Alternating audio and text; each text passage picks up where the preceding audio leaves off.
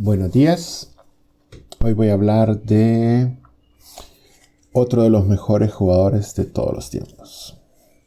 Siempre, depende a quién le pregunten, Fischer está entre los mejores y para algunas personas es simplemente el mejor de todos los tiempos. Para mi gusto, quizá no, pero es indiscutible que si verificamos algunos años de Fischer, nunca nadie ha jugado como Fischer jugó entre los años del 70 al 72. O sea, nadie ha tenido ese nivel de efectividad. Pero el hecho de que no volviera a jugar es algo que simplemente no se le puede permitir a alguien que se diga que es el mejor de todos los tiempos. Pero bueno, veamos qué es lo que hacía Fischer especial. Carlsen dice que, bueno, él no tiene ídolos, hay que aclararlo, pero hablando específicamente de Fischer, él le llama la atención esa capacidad que tiene Fischer, y él intenta hacerlo también, de hacer jugadas que en realidad son muy muy difíciles, pero cuando él las hacía parecían muy muy fáciles. Veamos. Fischer, igual que Karpov, solamente jugó peón rey hasta que se convirtió en campeón mundial. En realidad él cambió a C4 en algunas partidas del campeonato mundial, pero él siempre fue un fanático de E4. Él decía que era la mejor por prueba y error. Pero bueno, C5, una siciliana. Fischer era experto en todo este tipo de aperturas. Y contra la Paulsen simplemente jugó la línea abierta. Y a A6, aquí hay muchas ideas. Lo normal es caballo C3, una muy buena posibilidad de G3. Pero alfil D3 con objetivos de hacer C4 es una posición, una idea muy interesante. A caballo C6, él simplemente toma, y a B por C6. También es posible tomar con el otro peón, pero el blanco podría tener buen espacio. Después de B por, la idea es hacer D5. Enroque. Y el negro sigue con su plan D5. Un esquema bastante bueno. Y el blanco hace C4. La idea del blanco es que posiblemente pueda dejar al negro con un peón aislado. El negro está en una posición muy buena, caballo F6, y después de C por D5, C por D5, E por D5, es posible hacer la jugada caballo D5, pero E por D5 le da libertad al juego de las negras. Caballo C3, alfil E7, y aquí viene un plan súper interesante de Fischer. Recordemos que al tener el negro un peón de dama aislado, puede tener ciertas posibilidades de ataque, por lo que dama A4 jaque es una jugada que molesta al negro. Alfil D7 en realidad es una posibilidad muy interesante, pero el negro hace dama D7. Y tendré una posición bastante normal, pero Fischer hace una jugada que, aunque parezca muy simple, en realidad es muy muy bonita. Torre E1. ¿Qué pasa? Que el negro no puede enrocar. Cualquiera podría esperar que el blanco era el que iba a tomar, pero en este momento el negro no puede enrocar.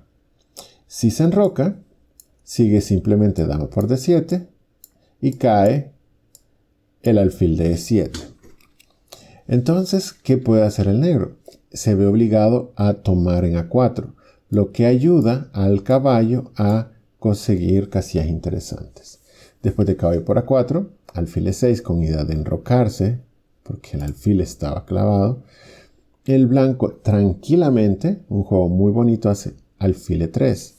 Y aquí, después de haber visto lo que pasó en la partida, quizá el negro tendría que haber hecho algo como caballo D7. Pero es extraordinariamente difícil para casi cualquier jugador darse cuenta que después de la supernatural enroque, alfil C5 es muy molesta, porque cambia el alfil de E7. y deja a las negras con su alfil malo de E6. Hay que hacer algo. Entonces, torre E8. Alfil por E7. La idea de las blancas es bien simple. Si no hubiera seguido alfil de 8. Torre por E7. Y ahora B4. El peón en B deja al peón de A6 malo. Y con el peón de D5 que está aislado, las negras tienen esos dos problemas. Rey F8. El rey se acerca. Y ahora caballo C5. El caballo de C5 es un caballo muy bueno.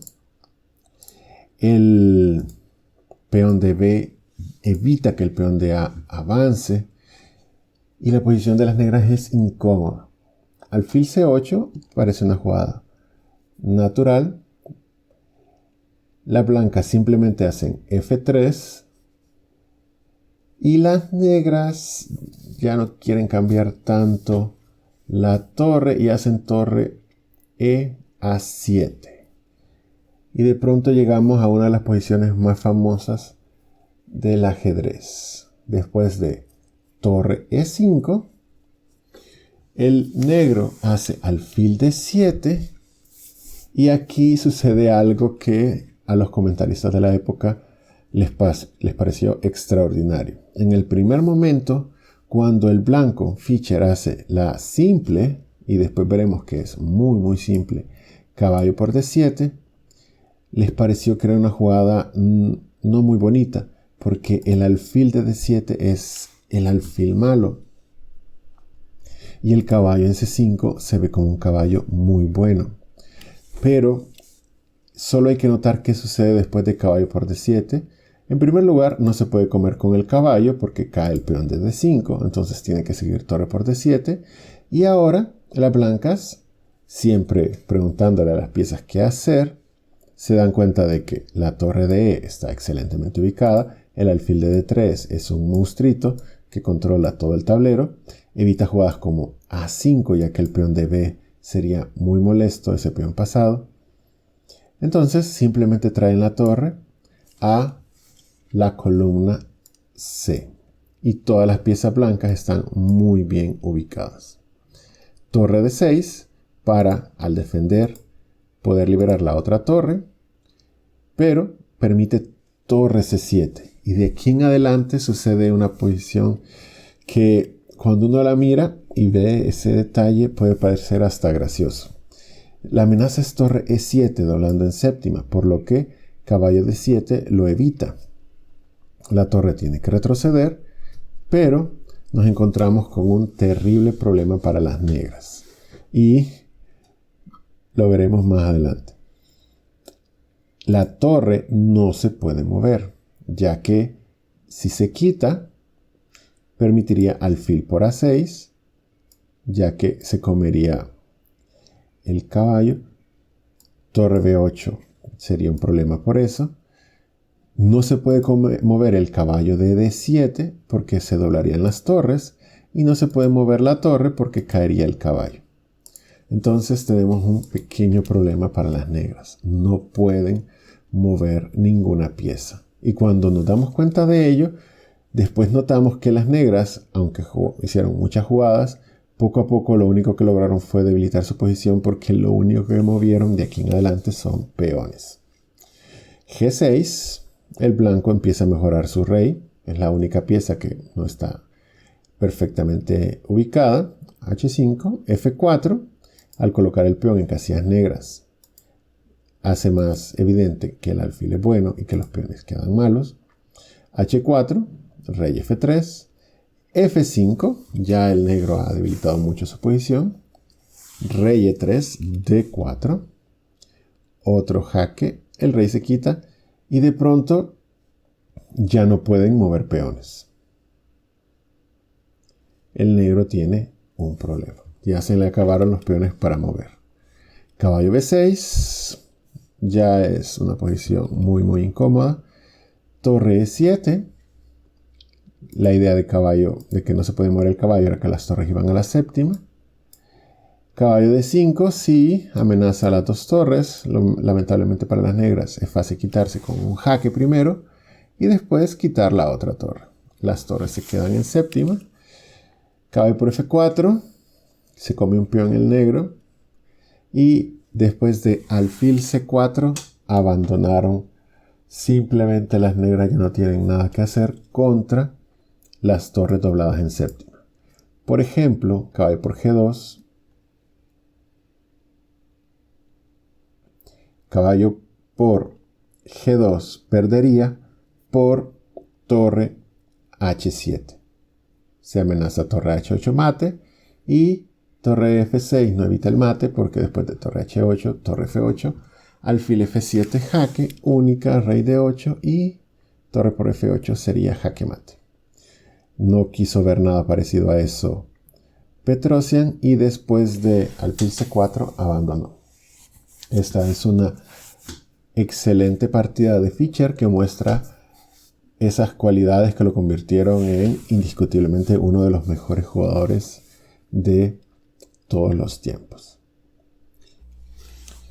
Y para terminar, no perder la costumbre, veamos una posición de Fischer contra Grigori, un jugador muy fuerte de finales del siglo pasado, mediados y finales del siglo pasado.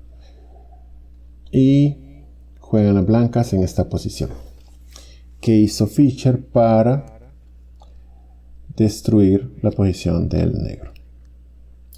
Bueno, eso es todo por hoy. Espero que hayan disfrutado esta famosísima partida de Fischer. Gracias por su atención.